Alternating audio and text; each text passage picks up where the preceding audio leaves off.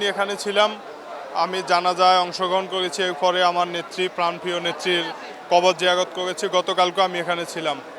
আমাদের নেত্রী আসলে কি বলবো, আমাদের মায়ের মতো নেত্রী, যাকে আমরা আমাদের জীবনের চাইতেও বেশি ভালোবাসি, যিনি আমাদেরকে শিখিয়েছেন কিভাবে অন্যায়ের বিরুদ্ধে প্রতিবাদ করতে হয়, কিভাবে অত্যাচারের বিরুদ্ধে কথা বলতে হয়, কিভাবে ফ্যাসিবাদের বিরুদ্ধে রুখে দাঁড়াতে হয়, কিভাবে আধিপত্যবাদের বিরুদ্ধে কথা বলতে হয়।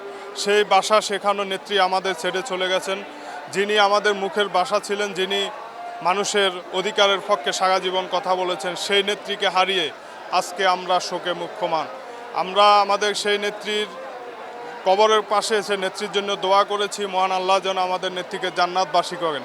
এবং আমাদের আগামী বাংলাদেশের জন্য নেত্রী আমাদের জন্য রেখে গেছেন একটি উত্তরাধিকার, আমাদের নেতা তারুণ্যের অহংকার জনাব তারেক রহমান, যিনি ইতিমধ্যে পরিপক্ক, যিনি তার ব্যবহার এবং কর্ম দিয়ে মানুষের মন জয় করে নিয়েছেন, যিনি মানুষকে ভালোবাসা দিয়ে তিনি মন জয় করে নিয়েছেন। আমরা এই শোককে শক্তিতে কাজে লাগিয়ে তারুণ্যের অহংকার তারেক রহমানের হাত ধরে আগামী বাংলাদেশ এগিয়ে যাবে, আমরা এটাই প্রত্যাশা করি।